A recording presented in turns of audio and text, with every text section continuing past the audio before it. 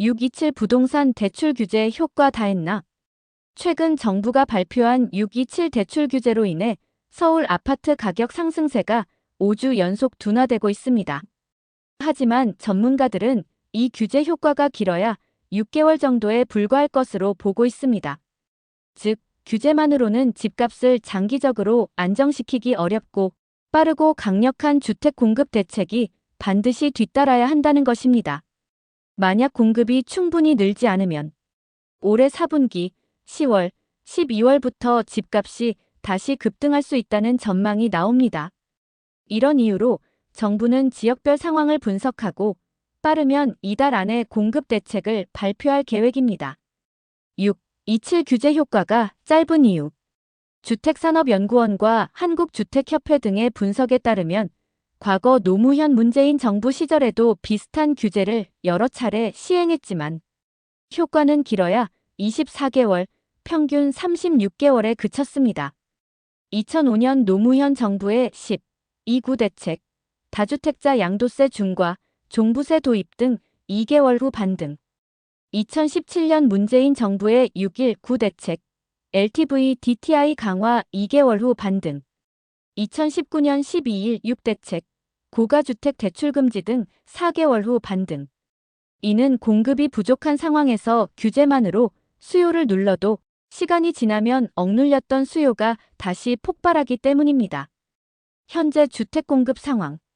우리나라 주택 보급률은 2019년 104.8%로 정점을 찍은 뒤 하락세로 돌아섰습니다. 특히 2022년부터 2025년까지 83만 4천 가구의 공급 부족이 예상됩니다. 이런 상황에서 금리 인하, 경기 회복 등과 맞물리면 집값이 급등할 가능성이 커집니다. 전문가들이 제안한 공급 활성화 방안. 1. 민영주택 공급 확대. 건축비 현실화, 기본형 표준 건축비를 현재 시장 상황에 맞게 상향 조정. 자금 조달 규제 완화, PF 프로젝트 파이낸싱 브릿지론의 과도한 수수료를 낮추고 시행사의 자기자본 비율 규제를 완화. 잔금 대출 규제 완화, 분양 이후 잔금 대출에 걸린 제한 완화. 공공기여 완화, 개발 시 공공에 제공해야 하는 부담을 줄여 사업성 확보. 다주택자 양도세 중과 완화, 주택 매매가 원활히 이루어지도록 세부담 완화. 지식산업센터 용도, 전환 일부 지식산업센터를 주거용으로 전환 허용. 2. 공공주택 공급 확대. 3기 신도시 공급 속도, 단축 행정 절차 간소화 등으로 입주 시기를 앞당김. 외부 인프라 승인 권한 일원화.